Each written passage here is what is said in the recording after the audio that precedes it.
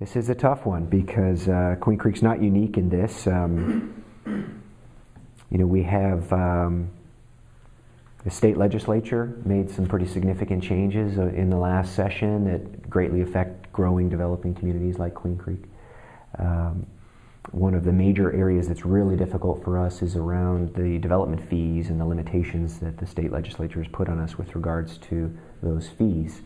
Our previous philosophy has always been that growth should basically pay for new growth. So if we have new residents, a developer is going to bring many new residents, we have to provide road and water and sewer and infrastructure. So where does that money come from? And we've tended to do that from development fees. We are much more limited in our ability to do that now, and so the burden, if you will, falls much more to the existing taxpayers through primarily the rest of the general fund, which comes from property taxes and from primarily sales taxes, along with some of the state shared taxes.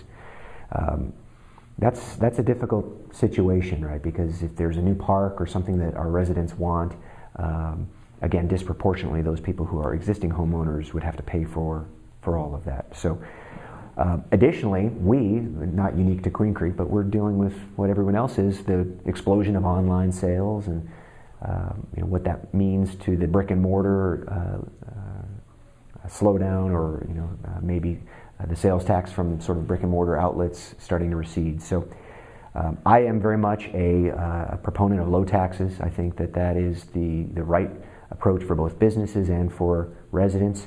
I try to spread that out in terms of where those sources of revenue come from. We do have a very competitive tax rate for residential properties, and I've insisted on us keeping that. Other communities, other municipalities have gone to like a floating tax rate, where during the Great Recession, when house values plummeted, the municipalities were able to float the actual assessed rate higher, basically to level off and continue to keep collecting the same amount of taxes. I have not supported us doing that. I've not supported some of those staff recommendations. In my belief system, when there's a recession, when house values drop, it's the homeowners that are hurting, and sort of the pressure release valve, if you will, is a temporary reprieve, if you will, from the taxes collected from house values, and then that comes back as house values come back up, as we're seeing them do now. Sales tax is something that we agree to, sort of social contract that I think is important, but I do work very hard to keep it competitive. Again, there's been some movement among some of my colleagues to try to increase sales tax, local sales taxes, to try to fill some holes in Queen Creek, and I don't support that. I want to see it keep competitive. I believe it helps our residents. I believe it helps attract our businesses, and so I'm not a proponent of modifying that.